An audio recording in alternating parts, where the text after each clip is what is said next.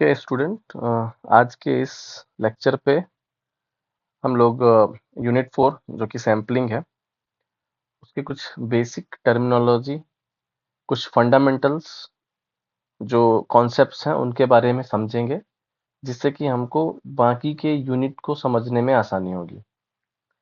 ठीक है, तो इस यूनिट को स्टार्ट करने से पहले और इस पे जो भी फंडामेंटल या बेसिक कॉन्सेप्ट्स यूज हुआ है उसको समझाने के लिए मैं आपको एक रियल लाइफ सिनेरियो देता हूँ, और उस सिनेरियो से मैं कोरिलेट करके इन सारी चीज़ों को, जो भी हमने यहाँ पे प्रिलिमिनरी सेक्शन में कंटेंट ले रखे हैं, इनको हम उस एग्जाम्पल के थ्रू कनेक्ट कर करके क्लियर करते जाएंगे कि क्या कॉन्सेप्ट है इस चैप्टर का, हाइपोथेसिस क्या है, testing of hypothesis क्या है, null hypothesis क्या, everything will understand with the help of that example. So listen carefully what is that example. So जब आपके कंस्टिट्यूंसी में इलेक्शन होता है, जब कभी किसी भी जगह पे इलेक्शन होता है, आप लोगों ने एक चीज बहुत फ्रिक्वेंटली सुनी होगी कि न्यूज चैनल वाले जो हैं वो एग्जिट पोल का रिजल्ट लेके आ जाते हैं कि एग्जिट पोल का रिजल्ट ये बोल रहा है कि फलाना पार्टी जो है जीत रही है, या फलाना मेंबर जो है उस कंस्टिट्यूंसी से जीत रहा है। तो ये सारी चीजें जो हैं ऑटोमेटिकली न्यूज चैनल में आ जाती हैं when election comes through the exit poll. They use to publicise this type of things. So अब आप समझिए कि एग्जिट पोल होता क्या है, इस एग्जिट पोल का मैकेनिज्म क्या है, इसको कैसे, मतलब ये डेटा कैसे वो लोग प्रिडिक्ट कर पाते हैं on the basis of data, एक रिजल्ट कैसे वो लोग प्रिडिक्ट कर पाते हैं, ये चीज समझना आप। जैसे कि सपोज करो, मैं आपको एक एग्जांपल देता हूं कि सपोज ये कोई कॉन्स्टिट्यूएंसी है, ये हमारी कोई कॉन्स्टिट्यूएंसी है, सपोज कॉन्स्टिट्यूएंसी ए है। ठीक है, तो इस कॉन्स्टिट्यूएंसी में 5000, लेट्स से कि 5000 जो वोटर्स हैं, they are eligible to vote, to cast their votes, right. But जब न्यूज चैनल वाले किसी भी रिजल्ट को प्रिडिक्ट करने के लिए इन 5000 वोटर्स के पास एक एक करके तो नहीं जाएंगे कि आप भाई किसको वोट दे रहे हो, आप किसको वोट दे रहे हो, आप किसको वोट दे रहे हो, एक एक वोटर के पास तो नहीं जाएंगे। तो वो क्या करते हैं कि इस एरिया पे इस एरिया पे सपोज कोई ग्रुप ऑफ पीपल है, उसमें से कोई एक वोटर उठा लिया, इस एरिया पे कोई ग्रुप ऑफ पीपल है, उसमें से कुछ वोटर्स उठा लिए, इस एरिया से ग्रुप ऑफ पीपल से कुछ वोटर्स उठा लिए, इस एरिया से ग्रुप ऑफ पीपल से कुछ वोटर्स उठा लिए। तो वो 5000 वोटर्स में से वो क्या करते हैं कि वो 500 वोटर्स कुछ ऐसे उठा लेते हैं, और उनसे उनका ओपिनियन जानते हैं कि हाँ भैया बताओ आप क्या चाह रहे हो, या आपके एरिया के लोग क्या चाह रहे हैं। बेसिकली ये उस तरीके से समझो आप कि जो पर्सन को उन्होंने पिक किया वो रैंडमली पिक किया, किसी को भी उठा लिया। अब वो उसको उस पर्टिकुलर एरिया का रिप्रेजेंटेटिव मान के उसके ओपिनियन के बेस पे उस पूरे के पूरे कंस्टिट्यूंसी का जो मतलब रिजल्ट होने वाला है उसको प्रिडिक्ट करते हैं। तो बेसिकली ये क्या करते हैं कि बड़े से डेटा सेट के बारे में कोई रिजल्ट प्रिडिक्ट करने के लिए उस बड़े से डेटा सेट में से कुछ पर्टिकुलर रैंडम पॉइंट्स उठाते हैं, और उन रैंडम पॉइंट्स या रैंडम पर्संस के जो ओपिनियन होता है उसके आधार पे ये लोग उस बड़ी कंस्टिट्यूंसी के लिए एक डिसीजन लेते हैं। ठीक है, अब सपोज क्या हुआ कि किसी एग्जिट पोल पे किसी न्यूज चैनल ने ये डिसीजन, मतलब किसी न्यूज चैनल ने एक एग्जिट पोल किया, और उस पे ये डिसीजन निकल के आ रहा है कि फलाना जो पार्टी का फलाना कैंडिडेट जो है वो बाकी जितने भी कैंडिडेट्स जिन्होंने पार्टिसिपेट किया है उस कंस्टिट्यूंसी में इलेक्शन के लिए, उससे 1000 वोट से वो जीत रहा है। ऐसा उन्होंने with the help of exit poll they have I mean given this decision. Now what will happen, अब जब रिजल्ट फाइनल डे आएगा और रिजल्ट आएगा तो वो लोग, मतलब अब ये चूंकि ये जो प्रिडिक्शन हो रहा है वो मतलब एग्जैक्ट रिजल्ट तो नहीं है, वो तो एक हाइपोथेसिस है, एक प्रिडिक्शन है जस्ट, जो कि कुछ सैंपल्स के मैंने हमने उठाए थे उस कंस्टिट्यूंसी में। हर एक जो पर्सन जिसको हमने उठा के उसका डिसीजन पूछा था वो एज अ सैंपल काम कर रहा है कि हाँ उस बड़े से कंस्टिट्यूंसी के लिए हमने जो डिसीजन लिया उसका उस डिसीजन को बनाने में हर एक छोटे छोटे सैंपल का कंट्रीब्यूशन रहा। तो तो अब ये जो प्रिडिक्शन हो रहा है, ये कोई एक्यूरेट प्रिडिक्शन नहीं है। मतलब ऐसा नहीं है कि एग्जिट पोल में अगर ये निकल के आ जा रहा है कि फलाने पार्टी का फलाना कैंडिडेट बाकी कैंडिडेट से 1,000 वोट से जीत रहा है, तो रिजल्ट में एग्जैक्टली 1,000 वोट से ही वो जीतेगा। ऐसा नहीं हो सकता। हो सकता है कि वो पर्सन जो है, अब उस प्रिडिक्शन को सही या गलत ठहराने के लिए एक रेंज बनाने की जरूरत पड़ती है कि ठीक है, मतलब एग्जैक्टली तो नहीं हो सकता। ये बहुत ही बड़ा कोइंसिडेंस हो जाएगा कि एग्जिट पोल में जो रिजल्ट आया कि कैंडिडेट ए जो है बाकी कैंडिडेट से या कैंडिडेट बी से 1,000 वोटों से जीत गया, और एक्चुअल रिजल्ट पे ही आ रहा है। ये तो बहुत बड़ा कोइंसिडेंस हो जाएगा, ऐसा होगा नहीं। ठीक है। होगा क्या कि हो सकता है कि वो कैंडिडेट 900 वोट पाए या 950 वोट पाए, या हो सकता है वो कैंडिडेट 1200 वोट पाए, 1500 वोट पाए। मतलब एक सेट ऑफ रेंज पे वो चीजें जो है मतलब एक्चुअल रिजल्ट में वो चीजें निकल के आएंगी।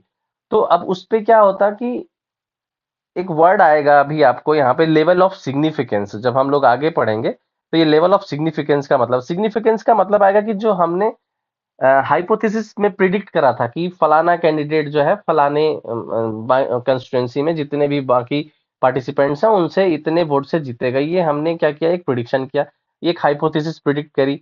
अब एक्चुअल रिजल्ट आया। एक्चुअल रिजल्ट और हाइपोथेटिकल रिजल्ट में अगर कोई सिग्निफिकेंट डिफरेंस नहीं है, मतलब 1,000 वोट से जीतने के लिए बोला गया था और 950 वोट आ रहे हैं या 1,150 वोट आ रहे हैं, 1,250 वोट आ रहे हैं, इसका मतलब कि जो हाइपोथेसिस हमने प्रिडिक्ट करी और जो एक्चुअल रिजल्ट है उसमें कोई भी सिग्निफिकेंट डिफरेंस नहीं है। और इस अगर ऐसा मतलब फाइनल रिजल्ट में और हाइपोथेटिकल रिजल्ट में किसी एक प्रोसीजर के जरिए ये निकल के आता है, तो हम लोग बोलते हैं कि जो हमारा प्रिडिक्शन था वो सही है और हमारी जो हाइपोथेसिस थी वो एक्सेप्ट की जाएगी। और अगर उस रेंज से बाहर जाता है, मतलब हमने जो प्रिडिक्ट किया है अगर उस रेंज से बाहर आया, मतलब वो कैंडिडेट मान लो 500 वोट ही पाया या 1,500 वोट उधर पा गया, तो इसका ये मतलब हो जाता है कि वो जो आपका थ्योरी है या जो हाइपोथेसिस है वो एक्सेप्ट नहीं की जा सकती, क्योंकि डिफरेंशिएशन बहुत ज्यादा आ रहा है। आपने जो प्रिडिक्ट किया था हाइपोथेसिस और एक्चुअल जो रिजल्ट आ रहा है उसके बीच में डिफरेंस बहुत ज्यादा आ रहा है, सिग्निफिकेंट डिफरेंस आ रहा है, इसलिए उसका लेवल ऑफ सिग्निफिकेंस बहुत ज्यादा है, इसलिए वो हाइपोथेसिस एक्सेप्ट नहीं की जाएगी। तो बेसिकली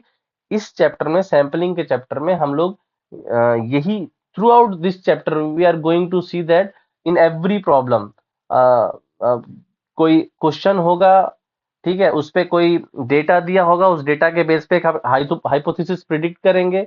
एक्चुअल हाइपोथेसिस दी होगी या प्रिडिक्शन वाली हाइपोथेसिस दी, कुछ ना कुछ दिया होगा। ठीक है, तो हम basically through out this chapter यही करने वाले हैं। डेटा को देख के एक हाइपोथेसिस प्रिडिक्ट करेंगे, उस हाइपोथेसिस के लिए एक टेस्ट मेथड लगाएंगे, टेस्टिंग मेथड से हम उस हाइपोथेसिस का एक वैल्यू निकाल के लेके आएंगे कि हाँ इस टेस्ट से जो है एक्चुअल वैल्यू ये आ रही है, हाइपोथेटिकल वैल्यू ये है। अब उनके बीच का सिग्निफिकेंट डिफरेंस देखेंगे।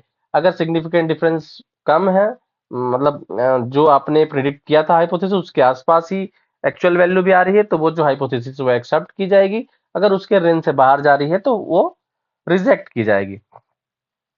तो मैं आता हूं आज के टॉपिक के ऊपर। ये सिनेरियो अगर आप क्लियरली अच्छे तरीके से समझ गए हैं एग्जिट पोल वाला, कि बड़े से कंस्टिट्यूंसी के बारे में डिसीजन लेने के लिए हम छोटे छोटे सैंपल उठाते हैं और उन सैंपल के ओपिनियन के बेस पे हम उस कंस्टिट्यूंसी के लिए एक हाइपोथेसिस जो है प्रिडिक्ट करते हैं, और उसके बाद हम उस हाइपोथेसिस को टेस्ट करते हैं with the help of some given set of rules. और जो रिजल्ट आता है, उस रिजल्ट और उस हाइपोथेसिस का जो प्रिडिक्टेड रिजल्ट है उसके बीच में हम सिग्निफिकेंट डिफरेंस लेवल को चेक करते हैं। यही हमको करना है। ठीक है, तो प्रिलिमिनरी पार्ट में फर्स्ट जो टर्मिनोलॉजी यूज होने वाली है वो पॉपुलेशन होने वाली है। ठीक है, यहाँ पे इस चैप्टर में पॉपुलेशन का क्या मतलब है ये चीज यहाँ पे ध्यान से देखो। The group of individual under study is called population, और इनवर्स और universe it may be finite और infinite. Okay, so if you read this definition or read the idea of population, it is very much clear that कि किसी constituency में जो group of people होते हैं, जो लोग वोट करने जा रहे हैं, जैसे मैंने स्टार्टिंग में बताया था कि सपोज किसी कंस्टिट्यूंसी में 5,000 वोटर्स हैं जो वोट कास्ट करने के लिए एलिजिबल है, तो वो सारे के सारे लोग उस कंस्टिट्यूंसी के पॉपुलेशन कहलाएंगे। तो यही चीज यहाँ पे बोल रही है कि group of individual under study, जिस ग्रुप ऑफ इंडिविजुअल को आप स्टडी के लिए यूज कर रहे हैं उसको आप पॉपुलेशन बोलेंगे या यूनिवर्स बोलेंगे। इट में बी फाइनाइट और इनफाइनाइट, जो पॉपुलेशन है वो फाइनाइट भी हो सकती है, इनफाइनाइट भी हो सकती है। नेक्स्ट जो है हमारा sample. So a part selected from the population is called sample. The process of selection of a sample is called sampling. और ध्यान से समझो इस बात को, क्या बोल रहा है कि कोई भी पॉपुलेशन में से कुछ पार्ट जो हम स्टडी करने के लिए पिक करते हैं, है ना, उस पार्ट को ही सैंपल बोला जाता है। और वो जो प्रोसेस होता है जिसके जरिए उन सैंपल्स को पिक किया जाता है उस प्रोसेस को सैंपलिंग कहा जाता है। ठीक है, क्लियर है। नेक्स्ट है random variable. Next coming to the random sample. Random sample क्या होता है? A sample, a random sample is one in which each member of a population has equal chance uh, equal chance of getting selected or probability of being included in it। इसका मतलब यही है कि आपने जो भी सैंपल उठा रहे हैं हर एक सैंपल की जो प्रोबेबिलिटी है सेलेक्ट होने की वो इक्वल होगी। उस सैंपल को हम रैंडम सैंपल मतलब ये हुआ कि जैसे 5000 वोटर्स हैं उस कंस्टिट्यूंसी में, तो हर एक पर्सन के सिलेक्ट होने की प्रोबेबिलिटी 1/5000 है। तो हर एक जब सैंपल के सिलेक्ट होने की प्रोबेबिलिटी सेम होती है, हर एक पर्सन के सिलेक्ट होने का चांस सेम होता है, तो उस टाइप के सैंपल को हम लोग बोलते हैं रैंडम सैंपल। क्लियर है। अब यहाँ पे एक चीज बताई गई है कि अगर पॉपुलेशन साइज कैपिटल एन है, we have to pick the sample of size N from it. मतलब कैपिटल एन से हम उस पूरे कंस्टिट्यूंसी में जितने वोटर्स हैं उनको डिनोट कर रहे हैं, उसको पॉपुलेशन साइज बोलेंगे। और जो 500 लोग उस कंस्टिट्यूंसी हम उठा रहे हैं एज अ सैंपल, उसको हम लोग सैंपल बोलेंगे और उसके साइज को हम स्मॉल एन से डिनोट करेंगे और पॉपुलेशन को साइज के कैपिटल एन से डिनोट करेंगे। So there are N C N, this is the combination ways to do it. बोल रहा है कि कितने तरीके से हम कैपिटल एन पॉपुलेशन में से स्मॉल एन सैंपल्स को कलेक्ट कर सकते हैं। तो कितने तरीके हैं? एन सी एन तरीके हैं। ठीक है, आगे बढ़ते हैं पैरामीटर्स एंड स्टैटिस्टिक्स में। तो पैरामीटर एंड स्टैटिस्टिक्स में जब आएंगे तो बेसिकली ये यहाँ पे वो चीजें बताई गई हैं कि किन किन चीजों को किस मैथमेटिकल सिंबल से डिनोट किया जाएगा यहाँ पे। ठीक है, तो पॉपुलेशन के कॉन्सेप्ट में हम पैरामीटर्स बोलते हैं और सैंपल के लिए हम स्टैटिस्टिक्स बोलते हैं। ठीक है, सो पॉपुलेशन के लिए कौन कौन से पैरामीटर यूज किए जाएंगे और उसको किस सिंबल से डिनोट किया जाएगा मैथमेटिकली, ध्यान से देखिएगा। सबसे पहला जो पैरामीटर है वो है पॉपुलेशन मीन। पॉपुलेशन मीन को हम म्यू से डिनोट करेंगे। उसके बाद पॉपुलेशन स्टैंडर्ड डेविएशन जिसको हम लोग सिग्मा से डिनोट करेंगे। पॉपुलेशन वेरिएंस जिसको सिग्मा स्क्वायर से डिनोट करेंगे।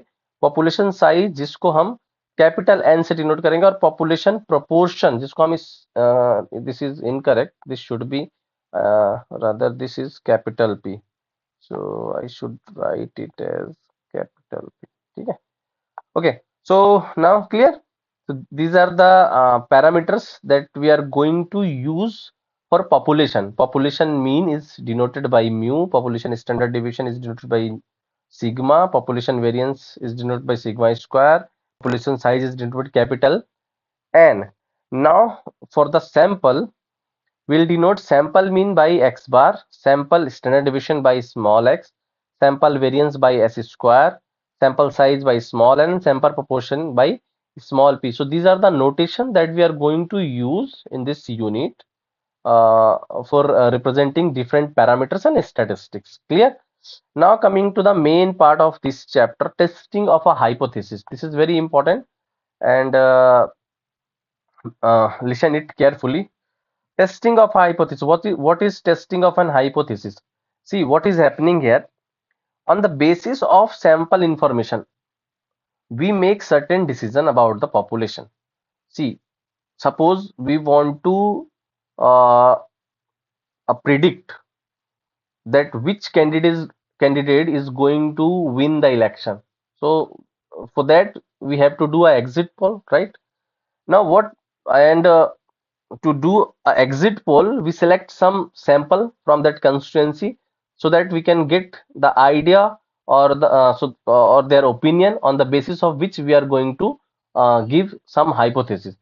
So that's what this statement is saying, that on the basis of sample information we make certain decision about the population. Sample के द्वारा दिए गए इंफॉर्मेशन के बेस पे हम उस पॉपुलेशन, बड़े पॉपुलेशन के लिए एक डिसीजन लेने जाते हैं. And in taking such decisions we make certain assumptions. Yes, obviously अगर मेरे को कुछ डिसीजन लेना है तो मैं कुछ अजम्पशंस को लेके चलूंगा. These assumptions are not known as statistical hypothesis. जो assumption डिसीजन लेने के लिए जो assumption जरूरी होते हैं, उन assumptions को हम statistical hypothesis बोलते हैं. Now, assuming the hypothesis is correct, we calculate the probability of getting the observed sample. If the probability is less than a certain assigned value, the hypothesis to be rejected. वही मतलब, अगर जो assumption उन्होंने दिया है और जो actual result आया है, उस assumption जो prediction है और actual result के बीच में अगर एक सिग्निफिकेंट डिफरेंस है, तो फिर वो हाइपोथेसिस जो है एक्सेप्ट नहीं की जाएगी, और उसके जो सिग्निफिकेंट डिफरेंस है वो बहुत कम है, तो हाइपोथेसिस एक्सेप्ट की जाएगी. हाइपोथेसिस क्या होती है? हाइपोथेसिस बेसिकली एक प्रिडिक्शन है बेसिकली, है ना, जो सैंपल के द्वारा दिए गए डेटा के बेस पे कुछ प्रिडिक्ट कर रहे हैं. उसी उसी वर्ड, उस प्रिडिक्शन के वर्ड को ही टेक्निकल वर्ड है हाइपोथेसिस प्रिडिक्शन के लिए बेसिकली. ठीक है. सो हाइपोथेसिस दो होते हैं, दो प्रकार के होते हैं. एक होती है नल हाइपोथेसिस और एक होती है अल्टरनेटिव हाइपोथेसिस. नल हाइपोथेसिस क्या होती है कि null hypothesis is the hypothesis of no difference.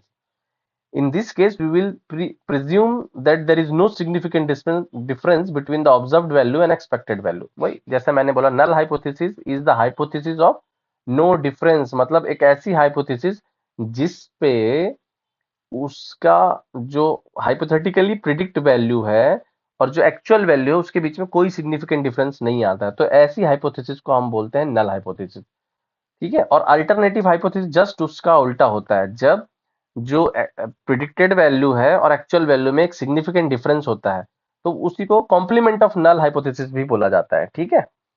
अब नल हाइपोथेसिस की टेस्टिंग कैसे की जाती है? तो नल हाइपोथेसिस टेस्ट करने के तीन मेथड्स हैं, T test, F test and chi square test. तो बारी बारी से एक एक करके हम तीनों टेस्टों को आने वाले लेक्चर्स में क्लियर करेंगे. अब यहाँ पे चीजें सिखाई गई हैं आपको. लेवल ऑफ सिग्निफिकेंस क्या होता है? तो लेवल ऑफ सिग्निफिकेंस, जैसा मैंने बताया आपको, आप एक हाइपोथेटिकल वैल्यू प्रिडिक्ट करते हैं.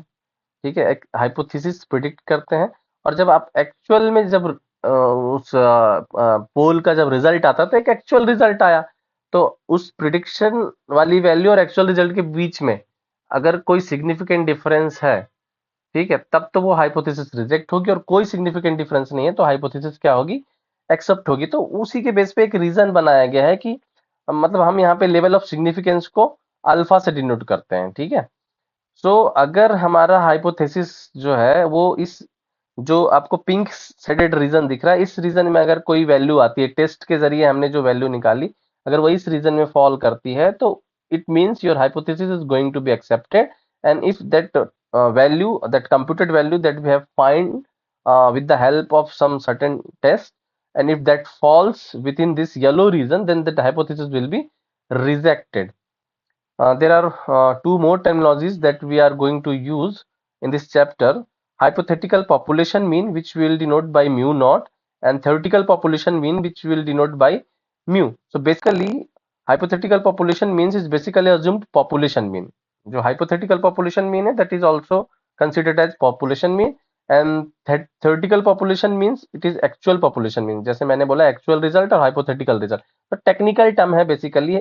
एक्चुअल रिजल्ट के लिए थ्योरेटिकल पॉपुलेशन मीन वर्ड का यूज किया जाता है, और अज्यूम्ड पॉपुलेशन के लिए हाइपोथेटिकल पॉपुलेशन मीन का यूज किया जाता है. बेसिकली हर सिचुएशन में कोई भी टेस्ट हो, हम इन्हीं दो पॉपुलेशन मीन के बीच का डिफरेंस फाइंड करेंगे. हाइपोथेटिकल पॉपुलेशन मीन्स मतलब आपने जो सैंपल उठाया, उस सैंपल के ओपिनियन के बेस पे आपने एक प्रिडिक्शन करी, वो आपका कहलाएगा हाइपोथेटिकल पॉपुलेशन मीन.